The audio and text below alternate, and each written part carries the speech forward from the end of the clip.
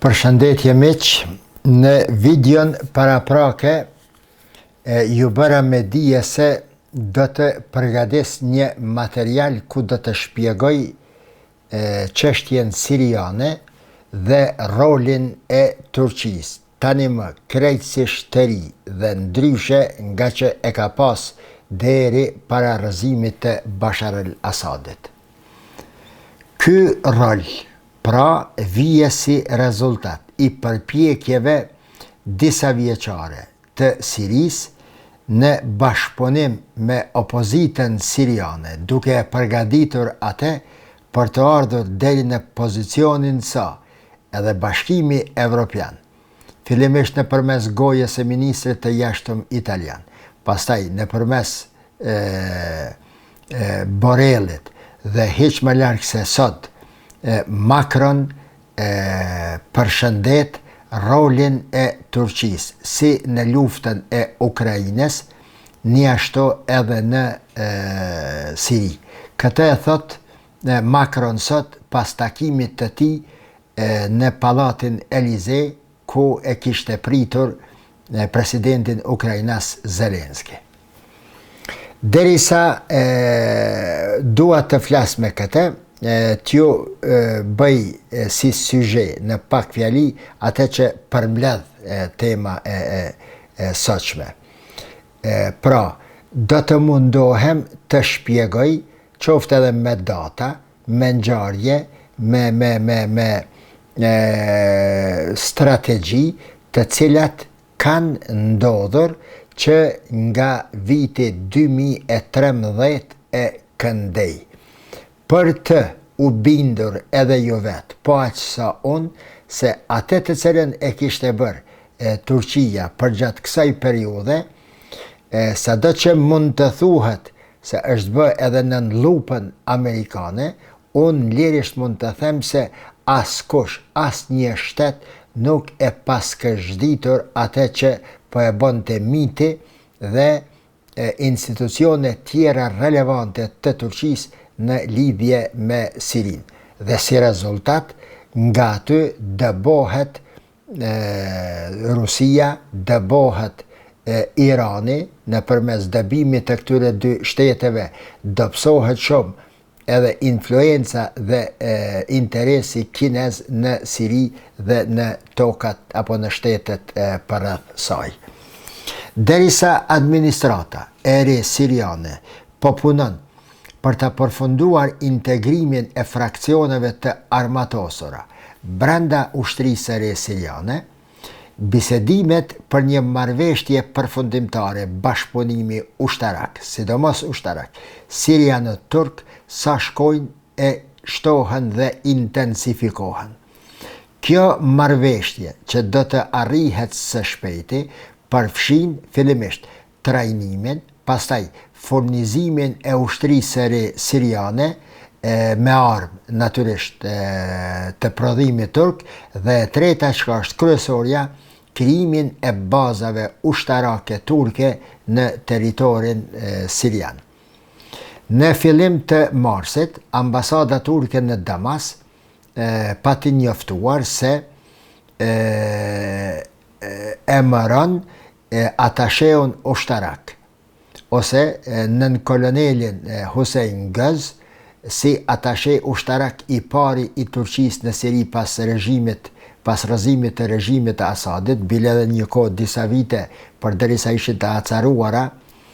marrëdhëniet midis Sirisë dhe Turqisë. Me këtë emrim të atasheut ushtarak turk, theksohet bashkëpunimi i ngushtë dhe specifik ushtarak me Sirinë si motër, shkruajnë gazetat, mediumet turke. Tani e tutje pritet të krijohen qendra të përbashkëta ushtarake midis ushtrive të Sirisë dhe Turqisë në rajone të ndryshme të Sirisë. Këto vende ka të ngjarë të përfshin baza ajrore në veri, në lindje dhe në qendër të Sirisë, në mes të Sirisë,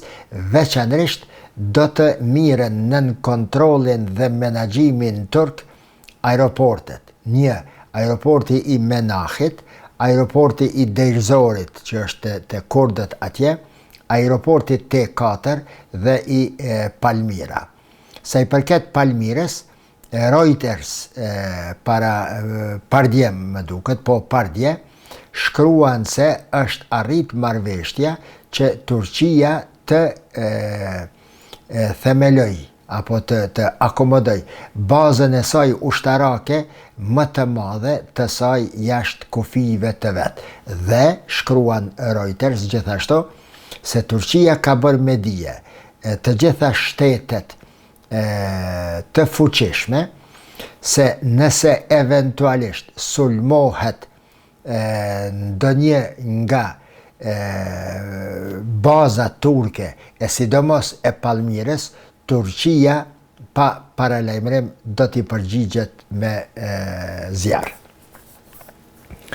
Me 20 mars të këtij viti, do me thonë para një jave, ushtria turke e dërgon një batalion ushtarak në aeroportin e Menahit, në veri të Halebit, vend ky i cili u pati pushtuar thuajse tërësisht nga SDF-i, kurd, organizatat kurde atje të JPG-s, por edhe nga pjesëtar të ISIS-it. Aeroporti i Menahit, që është shumë afër atë tek Halebi, pritet të bëhet baza e parë e përbashkët ushtarake midis Ankaras dhe Damaskut. Sipas informacioneve që vijnë nga ndej, nga tereni, Ankaraja do të furnizoj ushtrinë siriane nëpërmes këtij aeroporti natyrisht me produkte të avancuara të ushtrisë dhe të mbrojtjes në përgjithësi, përveç dërgimit të këshilltarëve ushtarak turq në Siri, që veç kanë filluar të akomodohen atë, krejt këtë për t'i kontribuar ristrukturimit të ushtrisë siriane. Nga ana tjetër, nëse shikojmë në mënyrë analitike, Ankaraja ka interes të madh të forcoj praninë e saj në Siri për të adresuar shqetësimet e saj të sigurisë. Këtë e konfirmon edhe ministri i jashtëm Hakan Fidan në mes të shkurtit të kaluar, në momentet kur pasi nënshkruhet marrëveshja ndërmjet forcave demokratike siriane, SDF kurde dhe qeverisë siriane. Fidani tregon se Turqia do të monitoron nga afër zbatimin e kësaj marrëveshje nga frika, siç thuhet, disa minave të vendosura që mund të shpërthejnë në të ardhmen. Çfarë nënkupton kjo deklaratë e tij dhe çfarë nënkupton e gjithë kjo që e thash në këtë paragrafin e fundit? Nënkupton se Turqia është e interesuar në ruajtjen e integritetit të Sirisë edhe atë për dy arsye. Sepse roli i saj është që ta kryej këtë detyrë në Siri dhe në lindjet e mesme, dhe e dyta, coptimi eventual i Sirisë do të ishte fitore e madhe e Izraelit dhe humbje e madhe për Turqinë, sepse do të mund të krijohej Kurdistani në veri lindjet të Sirisë, eventualisht të bashkangjitet me Kurdistanin e Irakut verior dhe me një rrëp, siç e kemi shpjeguar më shumë se një herë, ka kufiri lindor dhe jugor të shkoj deri në Izrael. Në mënyrë, dënë të thotë, pra, Izraeli do të ishte akomoduar në kufirin me Turqinë. Për të parandaluar këtë, Turqia po derdh mund dhe para të majme, mbase edhe njerëz nga përvoja, me përvojë në çështje të tilla për parandalimin e çfarëdo që do të mund të ndodhte kështu. është rrezik permanent, siç është deklaruar shumë herë në Ankara, themelimi eventual i një Kurdistani në jug lindje të Sirisë. Përveç kësaj që e thash, nuk përjashtohet edhe mundësia ushtarake e një bashkëpunimi ushtarak midis Sirisë dhe Turqisë, në të cilën format do të vepronte Turqia njëjtë siç ka vepruar deri tani edhe në Libi. Forcat e armatosura turke në Libi janë garanca kryesore e ruajtjes apo për ruajtjen e sovranitetit të Libisë. Prandaj Libia i ka lënë në dispozicion të gjitha burimet e naftës dhe të gazit në ujrat mesdhetar të Libisë, si dhe në një mënyrë e ka bërë partnere në ujrat, në burimet e naftës dhe gazit brenda Libisë. Turqia, përveç tjerash, edhe për këtë arsye është kaq e afërt me Libin dhe ka të nënshkruara marrëveshje të cilat folur me gjuhën diplomatike as që do të mund të imagjinohen. Thjesht Turqia është në Libi, njëjtë sikur tani që është akomoduar në Siri. Që nga fillimi i këtij viti, pra nga janari, Ankaraja ka treguar ose ka kërkuar të integroj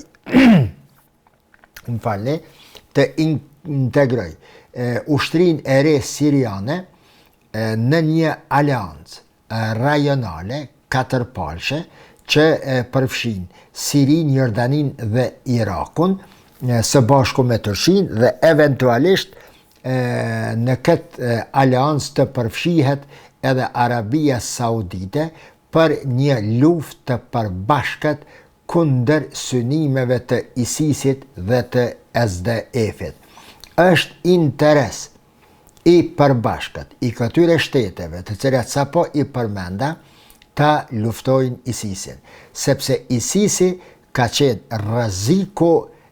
permanent për çmontimin e Sirisë, Jordanisë, Irakut, mbase edhe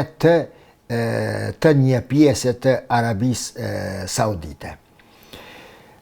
Ky bashkëpunim i ri që është tani në mes Turqisë dhe Sirisë nuk do të lexohet si diçka prodhim kohe e tanishme. Jo, ka filluar nga viti 2013 e sidomos është intensifikuar në vitin 2016. Domethënë, ajo shfaqet, kjo aleancë ta quaj midis Sirisë dhe Turqisë, shfaqet fillimisht përmes mbështetjes së ushtrisë turke që po i jepte fraksioneve opozitare të udhëhequra nga Ahmed Esher si një përpjekje më serioze dhe përfundimtare për dëbimin apo rrëzimin e Bashar al-Assadit. Në gusht të vitit 2016, gjendja në Siri kishte arritur deri në atë pikë sa detyrimisht Turqia do të futet në kufirin sirian nën atë operacionin e koduar si mburoja e Eufratit. Çfarë ishte ky operacion? Ishte një luftë e hapur e Turqisë në territorin sirian kundër SDF-it kurd, kundër PKK-s dhe lëvizjeve të ndryshme të ISIS-it. Në atë kohë, kur fillon ky operacion dhe korret një sukses i madh i ushtrisë turke, fraksionet e opozitës në mbështetjen turke natyrisht marrin ose rimarrin sërish nën kontroll pozicionet kyçe rreth Halebit, apo Aleppo siç po quhet në gjuhën arabe, në veri të Halebit, ku ky territor më parë në dorën e opozitës ishte të kurrur deri në ato përmasa sa fjalën kryesore tani më rreth Halebit, në veri të Halebit e kishte ISIS-i edhe SDF-i. Goditja e parë që i ipët, kjo goditje e parë që i ipët SDF-it dhe ISIS-it, dalin në shesh shkëndija apo paralajmërime se Turqia nuk e ka me shaka punën e saj apo interesimin e saj në Siri. Në atë kohë, natyrisht, demolohet edhe ajo pjesa ose mirët në kontroll ajo pjesa në veri të Halebit që ishte, të themi kështu, në mbulimin ajror apo kontrollit ajror rus. Pra, me një mënyrë Turqia i shpall një luftë, të them kushtimisht, i shpall një luftë Rusisë në territorin e Siris, sa që mbaj mend në vitin 2016 u patën acaruar raportet midis Ankaras dhe Moskës deri në përmasa sa pritin edhe shkëputje e marrëdhënieve diplomatike, por se që ndodhi, çka u bo, u te i kalua situata. Në vitin 2018 gjithashtu, ushtria turke mbështet fraksionet e opozitës siriane duke nisur një operacion ushtarak sërisht edhe kësaj radhe kundër SDF-it e quajtur Dega e Ullirit apo Dega e Paqes, operacion ky që çoi në marrjen në kontroll të Afrinit, e që i bie se SDF-i kurt dal nga dal po detyrohej që ti lëshonte dhe ti dorëzonte pozicionet e veta në veri perëndim të Siris dhe të tërhiqet vazhdimisht ka verilindja atje ku është situata në kontrollin e kurdëve. Ky operacion Dega e Ullirit pasohet më pastaj edhe me operacionin Burimi i Paqes, përmes të cilit fraksionet e opozitës kapin dhe shtien nën kontroll pozicionet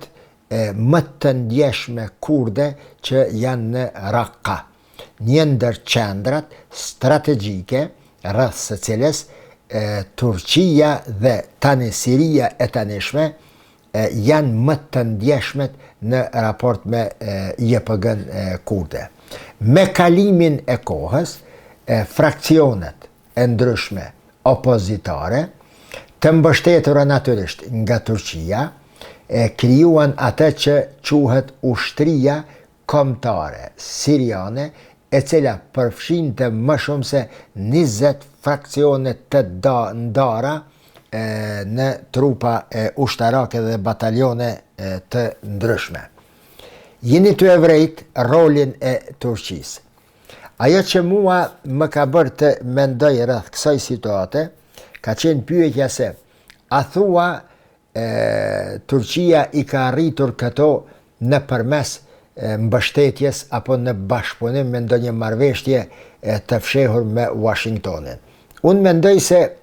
Washingtoni në shumë pika ka qenë në dieni, por ka pas momente, sidomos rrëzimi Bashar al-Assadit, hyrja e ushtrisë së re siriane në Damask, rrëzimi dhe përmbysja çdo gjëje ka qenë pa dienin e Washingtonit. Washingtoni nuk do të lejonte kurrë këtë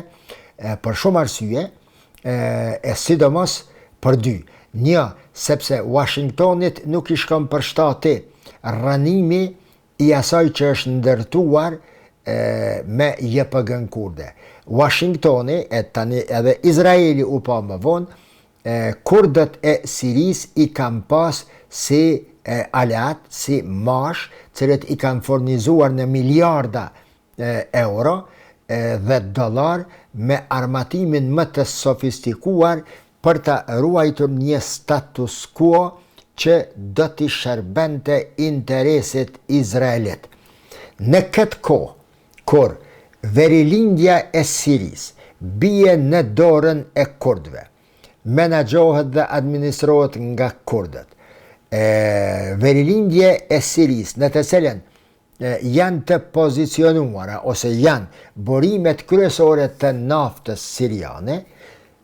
JPG-ja kurde, SDF-i, detyrohet të ashes naftën siriane nga ato burime, vlera e 5-6 miliard dollarëve në 1.5 miliard dollar, të kurzuar, për do armë, për do mbështetje, naftën kime shiten me kaq. Kjo gjendje e tanishme e krijuar kështu,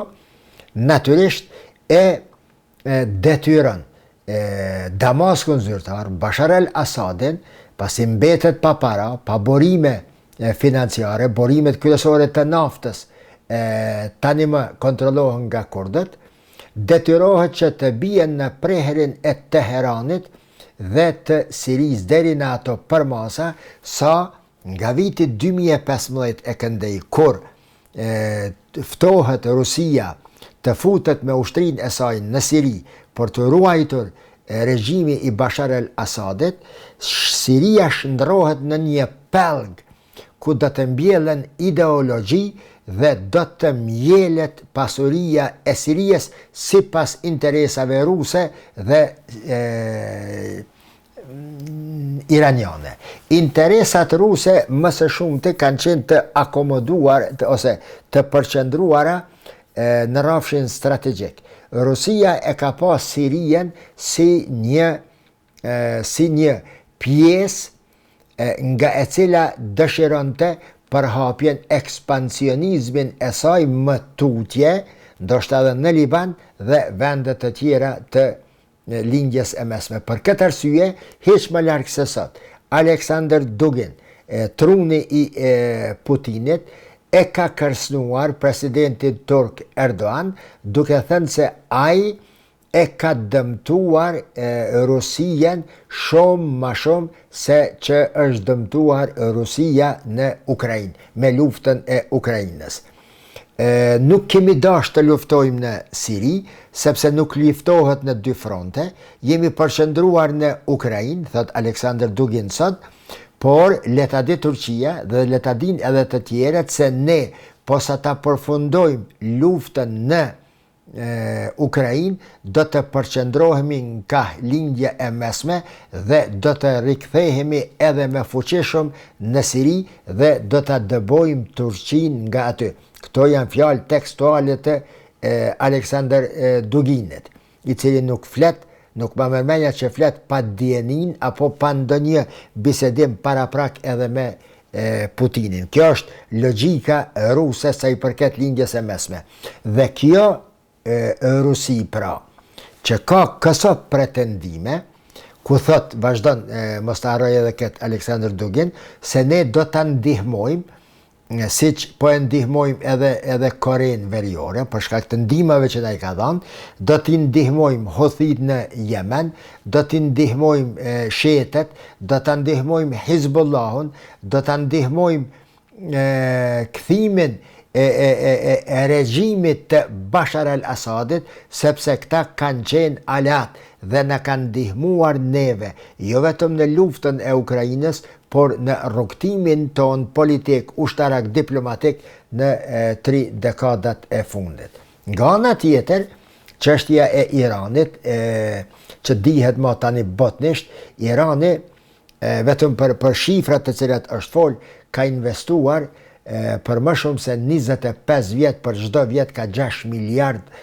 dollar në Siri, përveç tjerave të cilat nuk dihen, dhe në fund Irani detyrohet të tërhiqet nga aty. Andaj kam thënë se fitoria e Turqisë në Siri është vërtet fitore spektakolare, ku Siria tani për Turqinë është, e përsëris edhe njëherë këtë fjali të përdorur më parë, një balkon nga ku e shikon rajonin e Shamit dhe lindjen e mesme. Njëjtë siç është rrafshnalta e Golanit Ballkan, nga ku Izraeli e monitoron dhe e menaxhon Sirien. Turqia me fitoren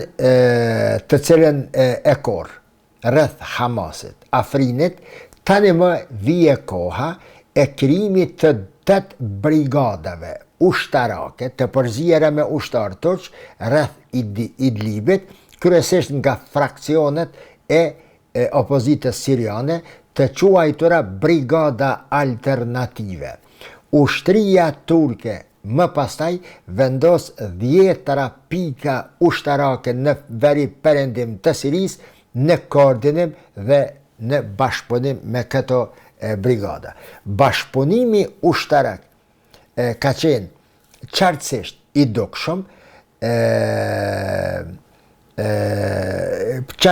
i dukshëm, se